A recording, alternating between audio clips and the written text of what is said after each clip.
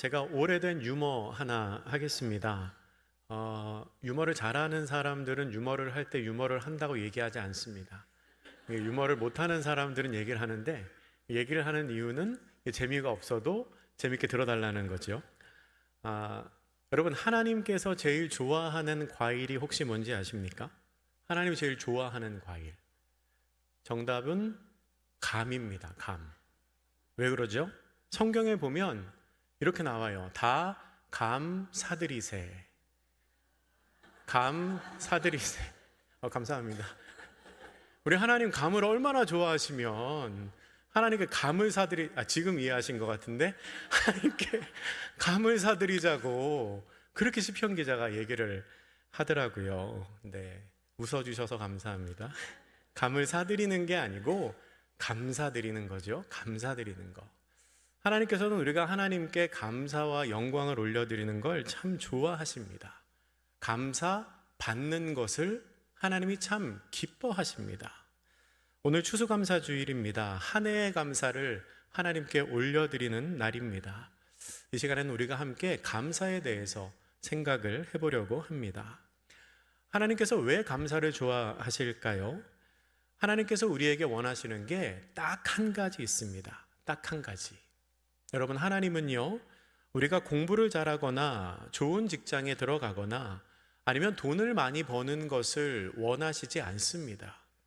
솔직히 말씀드리면 그건 하나님의 관심사가 아닙니다. 하나님은 우리의 마음이 하나님을 향하기를 원하십니다. 상황이 어떠하든지 하나님만을 바라보기를 원하십니다. 그러면 우리의 마음이 하나님을 향해 있다는 것을 우리가 어떻게 증명할 수 있습니까? 내 마음이 하나님을 향해 있다는 것을 우리가 어떻게 나타내 보일 수 있지요? 감사하는 것을 통해서 증명할 수 있습니다. 왜냐하면 감사는 하나님께 나의 마음을 드리는 행위이기 때문입니다. 마음과 생각이 하나님을 향하지 않고서는 감사를 할 수가 없기 때문에 그렇습니다. 우리가 하나님 앞에 감사한다고 하는 것 자체가 하나님을 기억하고 하나님을 의식하고 있다는 뜻입니다. 사실 생각해 보면 우리가 순수하게 내 것 중에서 하나님께 드릴 수 있는 것은 우리의 마음밖에 없습니다. 우리가 하나님께 감사하는 일밖에 없습니다. 물론 다른 것들로도 하나님을 향한 우리의 마음, 우리의 사랑을 표현할 수 있지요. 헌금으로, 헌물로, 또 은사에 따른 사역과 봉사, 섬김으로 하나님을 향한 우리의 사랑을 표현할 수 있습니다. 근데 여러분, 생각해 보면 그 모든 것들은 사실 하나님께서 나에게 선물로 주신 것들을 다시 하나님께 돌려드리는 것입니다. 물질도, 시간도, 건강도, 재능도 사실은 하나님이 주신 것이지요. 하나님이 주신 물질 중에서 헌금하는 겁니다. 하나님께서 나에게 시간을 주시고 건강을 주셨기에 그것으로 주의전에서 봉사하고 섬기는 겁니다. 하나님이 은사와 달란트를 주셨으니까 그것으로 내가 할 수 있는 모양대로 섬기는 거지요. 원래 다 하나님의 것입니다. 하나님이 나에게 주신 것을 다시 하나님의 영광을 위하여 사용하는 것뿐입니다. 그렇기에 우리가 순수한 내 것으로, 내가 원래부터 가지고 있던 것으로 하나님께 다시 돌려드릴 수 있는 것은 내 마음이 유일합니다. 다른 선택을 할 수도 있지만, 내가 다른 일을 할 수도 있지만, 그게 아니라 하나님을 선택하고 하나님께 감사하고 하나님께 영광 올려드리는 것, 이게 하나님께 마음을 드리는 것이고 그 마음을 표현하는 것이 감사라는 것입니다. 여러분, 감사는 언제나 어디서나 누구나 할 수 있습니다. 감사할 수 있는 조건이나 자격이 따로 있는 것이 아닙니다. 누구나 감사할 수 있지요.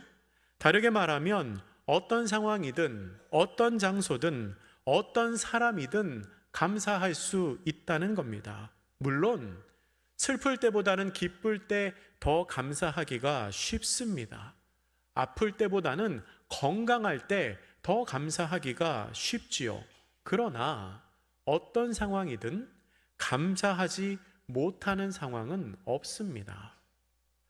오히려 우리가 잘 아는 감사의 제목들, 우리가 잘 아는 감사의 기도문들은 거의가 다 기쁘고 희망적이고 행복할 때 써진 것들이 아니라 힘들고 어려운 상황에서 하나님께 올려드린 감사의 제목입니다. 대표적인 것이 우리가 잘 아는 손양원 목사님의 9가지의 감사입니다. 1948년 여순 사건 때 손양원 목사님의 두 아들인 손동인과 손동신은 반란군에 의하여 살해를 당합니다. 너무나 갑작스럽고 너무나 당황스러운 일이어서 모든 사람들이 크게 슬퍼했습니다. 그런데 사랑하는 두 아들의 장례식에서 손영원 목사님은 이렇게 감사의 제목을 하나님 앞에 올려드립니다. 여러분, 내 어찌 긴 말에 답사를 드리리요. 내가 아들들의 순교를 접하고 느낀 몇 가지 은혜로운 감사의 조건을 이야기함으로써 답사를 대신할까 합니다. 첫째, 나 같은 죄인의 혈통에서 순교의 자식들이 나오게 하셨으니 하나님께 감사합니다. 둘째, 허다한 많은 성도들 중에 어찌 이런 보배들을 주께서 하필 나에게 맡겨주셨는지 그 점 또한 감사합니다. 셋째, 삼남 삼녀 중에서도 가장 아름다운 두 아들 장자와 차자를 바치게 된 나의 축복을 하나님께 감사합니다. 넷째, 한 아들의 순교도 귀하다 하거늘 하물며 두 아들의 순교이리요. 하나님 감사합니다. 다섯째, 예수 믿다가 누워 죽는 것도 큰 복이라 하거늘 하물며 전도하다가 총살 순교 당함이리요. 하나님 감사합니다. 여섯째, 미국 유학 가려고 준비하던 내 아들 미국보다 더 좋은 천국에 갔으니 내 마음 안심되어 하나님 감사합니다. 일곱째, 나의 사랑하는 두 아들을 총살한 원수를 회개시켜 내 아들 삼고자 하는 사랑의 마음을 주신 하나님께 감사합니다. 여덟째, 내 두 아들의 순교로 말미암아 무수한 천국의 아들들이 생길 것이 믿어지니 우리 아버지 하나님께 감사합니다. 아홉째, 이 같은 역경 중에서 이상 8가지 진리와 하나님의 사랑을 찾는 기쁜 마음, 여유 있는 믿음을 주신 우리 주 예수 그리스도께 감사합니다. 끝으로 나에게 분수 넘치는 과분한 큰 복을 내려주신 하나님께 모든 영광을 돌립니다. 이 일들이 내 아버지와 어머니가 새벽마다 부르짖던 수십 년간의 눈물의 기도로 된 결정이요, 나의 사랑하는 나 환자 형제자매들의 23년간의 나와 내 가족을 위해 기도해준 그 성의의 열매로 믿어 의심치 않으며 여러분들께도 감사를 드립니다. 손영원 목사님은 두 아들의 장례식에서 이렇게 하나님께 감사를 고백합니다. 누가 보아도 슬퍼할 수밖에 없고 원망할 수밖에 없는 상황이지만 그 안에서도 손영원 목사님은 감사의 제목을 찾습니다. 혹시 너무 극단적인 예라고 생각하실지도 모르겠습니다. 하지만 분명한 것은 어떤 상황이든 우리 하나님께 감사하지 못할 상황은 없습니다. 우리에게 베푸신 하나님의 은혜를 기억하며 모든 상황에서 감사하는 우리의 삶이 되기를 바랍니다. 오늘 본문인 데살로니가 전서 5장 18절은 이렇게 기록합니다. 우리 이 말씀 다시 한번 같이 읽어보겠습니다. 시작. 범사에 감사하라. 이것이 그리스도 예수 안에서 너희를 향하신 하나님의 뜻이니라. 아멘. 범사에 감사하라 라고 성경은 말합니다. 이 범사라는 것은요, 헬라어로 파스라고 합니다. 사용법에 따라서 다양한 의미를 나타내는데요, 모든, 항상, 매일, 언제나, 철저히, 온갖, 전체적으로, 누구든지 라는 의미로 쓰입니다. 그 단어를 넣어서 이 말씀을 다시 번역하면 이렇게 될 겁니다. 모든 일에 감사하라. 항상 감사하라. 매일 언제나 철저히 감사하라. 누구든지 감사하라. 이것이 그리스도 예수 안에서 너희를 향하신 하나님의 뜻이니라. 아멘. 그렇습니다, 여러분. 우리는 모든 일에 우리 하나님께 감사해야 합니다. 그것이 하나님의 뜻입니다. 언제나 항상 철저하게 감사해야 합니다. 버겁게 느껴지실 수도 있겠지만 우리 하나님께서는 우리에게 불가능한 일을 시키시지 않으십니다. 가능하기 때문에 그렇게 요청하십니다. 우리는 모든 일에 감사해야 합니다. 제가 오래전에 보았던 4컷 만화가 있습니다. 그 만화는 안티 기독교 사이트에서, 그러니까 기독교를 비판하는 사람들이 그리스도인들을 조롱하기 위해서 그린 만화입니다. 맨 위에 이렇게 써 있습니다. 그리스도인들은 참 이상하다. 그게 그 만화의 제목입니다. 번역에 따라서 그리스도인들은 참 멍청하다, 그리스도인들은 참 이상하다 라고 번역할 수도 있을 겁니다. 4컷 만화 아시죠? 4장면이 나오는 만화입니다. 한번 상상을 해보시기 바랍니다. 첫 번째 칸에는 우범지대 같은 곳에 한 사람이 있습니다. 별로 좋아 보이지 않는 동네에 어떤 사람이 있어요. 다행히 그에게는 아무런 일도 일어나지 않았습니다. 위쪽에 글씨가 이렇게 써 있습니다. 지켜주심에 감사. 두 번째 칸입니다. 똑같은 배경인데 이번엔 이 사람이 강도에게 돈을 빼앗겼습니다. 글씨가 이렇게 써 있습니다. 몸 상하지 않아서 감사. 세 번째 칸에는 똑같은 배경에 이 사람이 칼에 찔려서 피를 흘리고 있습니다.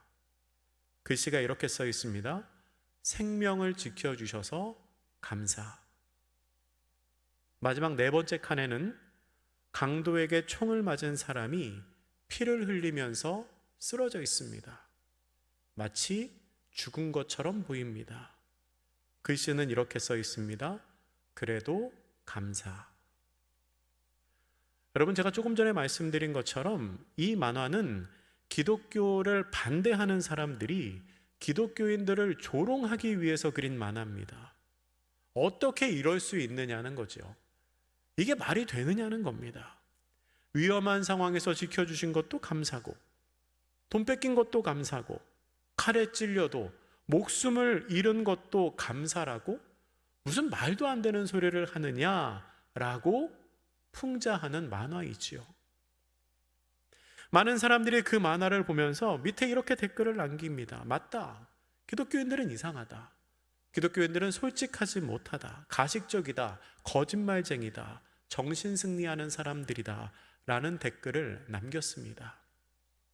그런데 여러분, 참 이상한 것이 저는 그 기독교인들을 조롱하기 위해서 그린 그 만화가 이해가 됐습니다. 이해가 됐어요. 이거 맞는데? 하는 생각이 들었습니다. 그러니까 그 사람들은 이거 봐라, 이 사람들 너무 말도 안 되지 않느냐 라는 생각으로 그림을 그려놨는데 저는 보면서 이거 맞는데? 하는 생각이 들었다는 겁니다. 혹시 저만 그렇게 생각하나요? 여러분들은 어떻게 생각하십니까? 아무 일 없이 지켜주신 것도 감사이고, 강도를 당했지만 몸이 상하지 않게 지켜주신 것도 감사이고, 몸은 상했지만 생명을 지켜주신 것도 감사이고, 비록 불의한 일로 말미암아 이 땅에서의 생명을 잃어버렸어도 손영원 목사님이 고백하신 것처럼 미국보다 더 좋은 천국으로 인도하시니 감사하는 것이 우리들의 신앙생활 아니겠습니까? 그거 거짓말 아니지 않습니까? 가식 떠는 거 아니지 않습니까? 그리고 그러한 삶의 모습이 범사에 감사하라는 하나님의 요청에 응답하는 신앙생활의 모습 아닐까요? 어떠한 상황에도 하나님 앞에 감사하는 것, 그리스도인이라면 마땅히 그렇게 살아야 할 것입니다. 사랑하는 성도 여러분, 우리는 범사에 감사해야 합니다. 범사에 감사해야 한다는 것은 모든 일에 감사해야 한다는 뜻입니다. 세상 사람들의 평가로 좋아 보이는 일이든 나빠 보이는 일이든 어떤 상황이든지 내가 감사할 수 있어야 한다는 거지요. 그런데 그렇게 모든 일에 감사하기 위해서는 감사를 보는 눈이 있어야 합니다. 감사를 보는 눈.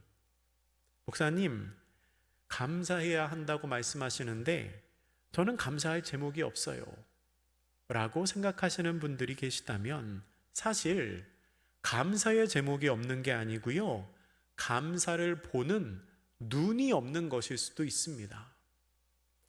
예전에 보았던 책 중에 그런 내용의 책이 있었습니다. 한때 감사 일기 쓰기, 감사 노트 쓰기, 그런 게 유행했던 적이 있었습니다. 어떤 교회에서 목사님이 성도들에게 이렇게 권면을 합니다. 우리도 감사 노트 같이 씁시다. 그러면서 종이를 딱 나눠주시고 종이에 감사 제목 10가지씩 적어보세요 그랬습니다. 혹시 그렇게 감사 제목 적어보신 분 있으십니까? 아마 있으시겠죠? 아무도 안 계신가요? 있으실 거예요, 그렇죠? 저도 그렇게 적어본 적이 있는데요, 여러분 그거 해보면 잘 써지던가요? 잘 생각 안 납니다. 저도 잘 생각 안 나더라고요. 그 자리에 모인 성도님들이 종이 나눠주고 10가지씩 쓰라고 하니까 쓰기는 쓰는데 한 6개, 7개 정도 쓰다가 감사 제목이 잘 생각이 안 납니다. 그래서 목사님한테 이야기해요. 목사님, 감사 제목이 생각이 안 나요. 쓸 게 없어요. 그렇게 이야기합니다. 그러니까 목사님이 생각을 바꿔서 그 성도님들에게 이렇게 말씀하셨습니다. 쓸 게 없어요? 그러면 감사 제목을 100가지씩 쓰겠습니다. 그랬습니다. 10가지 쓰라고 했는데 쓸 게 없는데 100개씩 쓰겠습니다. 그렇게 이야기했습니다. 아니 10개도 못 쓰고 있는데 100개를 쓰라고 하면 어떻게 쓰겠습니까? 그래도 100개를 쓰라고 하니까 성도님들이 쓰기는 씁니다. 쓰다가 또 한참 지나서 목사님 다 못 쓰겠어요. 너무 어려워요. 그럽니다. 그런데 목사님이 성도님들이 몇 개씩 썼나 보니까 한 70개, 80개씩 쓰셨습니다. 그러니까 아까랑 비교하면 얼마나 더 쓴 겁니까? 한 10배는 더 쓴 겁니다. 10개 쓰라고 했을 때 한 7, 8개 쓰고 100개 쓰라고 하니까 70개, 80개 썼다는 거죠. 처음에 10가지의 감사 제목을 쓰라고 했을 때는 남들과 비교해서 자랑할 만한 감사의 제목을 찾으려고 했습니다. 이 정도는 해야 그래도 감사라고 할 수 있지 생각하면서 남들에게는 없는, 남들에게 비교해서 자랑할 만한 감사의 제목을 채우려고 하니 숫자 채우기가 쉽지가 않지요. 아이가 1등 정도는 해야 감사할 수 있을 것 같고, 남편이 승진 정도는 해야 또 한 칸 채울 수 있을 것 같습니다.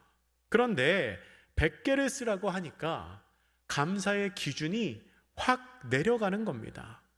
100개를 다 채우려면 뭐라도 써야 하지 않겠습니까? 그러니까 아침에 눈 뜨면서부터 순간순간 있었던 모든 일들이 다 감사의 제목으로 고백될 수밖에 없는 겁니다. 아침에 눈을 뜬 것도 감사, 밥을 먹은 것도 감사, 남편이 출근한 것도 감사, 아이들이 학교에 간 것도 감사. 모든 것이 다 감사의 제목으로 보이는 거지요. 감사를 보는 눈이 생긴 겁니다. 이전에 없었던 새로운 일이 생긴 것이 아닙니다. 원래 누리고 있었던 일상이지만 그러나 그 일상을 새로운 눈으로 보니까 이것이 당연한 것이 아니라 하나님의 은혜이고 이것이 내 삶의 감사의 제목이라는 것을 깨닫게 된 것입니다. 예전에 어떤 분이 질문하셨습니다. 목사님, 이런 사소한 일들도 감사의 제목이 될 수 있는 건가요? 기도의 응답이나 새로운 성취가 감사의 제목이 돼야 하는 것 아닌가요? 라고 물어보십니다. 그래야 합니까? 아니지요. 그렇지 않지요. 사소한 일들도 다 하나님 앞에 감사의 제목이 될 수 있습니다. 작아 보이는 일들도 그 하나하나가 다 하나님 앞에 감사의 제목이 될 수 있습니다. 제가 한번 고민해 봤습니다. 이런 사소한 일들이 그렇게 사소해 보이는 제목들이 어떻게 감사의 제목이 될 수 있을까 고민하는데 하나님이 그런 감동을 주시더라고요. 거기까지 하나님께서 은혜를 베풀어 주신 것이다. 거기까지. 그러니까 큰 감사의 제목, 병이 치유받고 시험 봐서 1등하고 좋은 직장에 들어가고 하는 것뿐만 감사의 제목이 아니라 하나님께서 아주 작은 곳, 내가 생각하기에 아주 사소하다고 하는 그 하나하나까지 감사로 고백했을 때 거기까지 은혜를 베푸시는 하나님의 은혜를 우리가 새롭게 깨닫게 된다는 겁니다. 아침에 눈을 뜨고 밥을 먹고 아무런 사고 없이 예배당에 앉아서 예배를 드리고 있는 이 모든 것도 여기까지 은혜를 베푸시는 하나님의 은혜로 말미암아 우리가 감사로 올려드릴 수 있다는 거지요. 여러분 한번 생각해 보시기 바랍니다. 여러분이 생각하실 수 있는 가장 사소한 감사의 제목을 한번 찾아보세요. 한번 생각해 보십시오. 내가 생각할 수 있는 가장 사소한 감사의 제목 뭐가 있을까요? 점심에 먹었던 육개장이 맛있었던 거, 이것도 감사의 제목 아닙니까? 이게 또 사소하다고 하면 봉사부장님이 서운해하실 수 있는데, 뭐가 있을까요? 계단을 내려오는데 발을 헛디지 않고 잘 내려온 것, 버스 타러 갔는데 버스가 바로 온 것, 예배 끝나고 집에 갔는데 우리 아파트 엘리베이터가 고장나지 않고 잘 작동되는 것. 여러분, 너무 사소하고 좀 억지스러울지 몰라도 내가 그것을 감사로 고백하면 하나님께서 여기까지 은혜를 베푸셨구나 라는 것을 깨닫게 됩니다. 여러분, 우리 아파트 엘리베이터가 왜 고장이 안 납니까? 하나님이 나 다리 아플까 봐 고장 안 내키시는 거예요. 안 믿어지시나 본데 진짜입니다. 가장 사소한 감사의 제목. 오늘 먹은 점심 육개장이 왜 이렇게 맛있나요? 하나님이 나 맛있게 먹으라고 우리 봉사부원들을 통하여 맛있게 끓여주신 겁니다. 그렇게 사소한 감사의 제목을 하나님께 올려드리면 하나님이 여기까지 나를 기억하시는구나, 하나님이 여기까지 나에게 은혜를 베푸시는구나 라고 고백할 수 있게 된다는 겁니다. 찬송가 304장을 작사한 프레드릭 레이먼이라는 사람이 있습니다. 304장의 3절 가사가 이렇게 고백하고 있습니다. 하늘을 두루마리 삼고 바다를 먹물 삼아도 한없는 하나님의 사랑 다 기록할 수 없겠네. 하나님의 크신 사랑 그 어찌 다 쓸까? 저 하늘 높이 쌓아도 채우지 못하리. 아멘. 하늘을 종이로 삼고요, 바다를 먹물로 잉크로 삼아도, 그리고 원래의 가사에 보면 이런 표현이 있습니다. 이 세상 모든 갈대를 펜으로 삼고 이 세상 모든 사람들이 서기관이 되어서 기록을 한다고 해도 하나님의 사랑을 다 기록하기도 전에 그 잉크가 떨어지고 하늘 두루마리가 모자랄 것입니다 라고 고백합니다. 왜 그렇습니까? 하나님의 사랑이 너무나 크시기 때문입니다. 감사의 제목이 너무나 많기 때문입니다. 내가 상상할 수 있는 모든 것이 다 은혜이고, 내가 상상할 수 있는 모든 것이 다 하나님의 사랑으로 말미암은 감사의 제목이기 때문에 그 모든 걸 다 생각할 수도, 다 기록할 수도 없다는 것입니다. 말씀을 정리하겠습니다. 사랑하는 성도 여러분, 모든 일에 감사하실 수 있기를 바랍니다. 오늘 본문의 하반절은 이렇게 말씀합니다. 이것이 그리스도 예수 안에서 너희를 향하신 하나님의 뜻이니라. 아멘. 이것이 하나님의 뜻입니다. 감사하는 것이 하나님의 뜻입니다. 감사해야 하는 많은 이유를 말씀드렸지만 사실 이 말씀 하나만으로도 우리가 감사해야 하는 이유는 충분합니다. 우리를 향해 하나님께서 명령하셨기 때문입니다. 하나님께서 요청하고 계시기 때문입니다. 하나님께 감사하는 것이 하나님의 뜻이라고 말씀하시니 우리가 하나님 앞에 감사를 올려드리는 것은 너무나 당연한 일입니다. 오늘 집에 가셔서 감사 제목 100개씩 쓰시기를 바랍니다. 괜히 쓰라고 하는 게 아니고요. 많이 쓰면 많이 쓸수록 하나님께서 나에게 베푸신 은혜가 이렇게나 많구나 하는 것을 기억하실 수 있을 겁니다.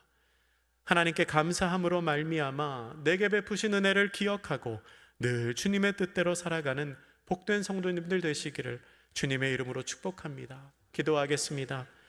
하나님, 저희로 말미암아 감사하게 하옵소서. 주님께 감사의 제목을 올려드리며 주께서 우리의 삶에 베푸신 은혜를 헤아리게 하옵소서. 하늘을 두루마리 삼고 바다를 먹물 삼아도 하나님의 그 놀라우신 사랑을 다 기록할 수 없습니다. 그 사랑과 은혜를 기억하며 주님께 합당한 감사를 드리는 저희들 되게 하여 주시옵소서. 감사드리며 예수님의 이름으로 기도드립니다. 아멘.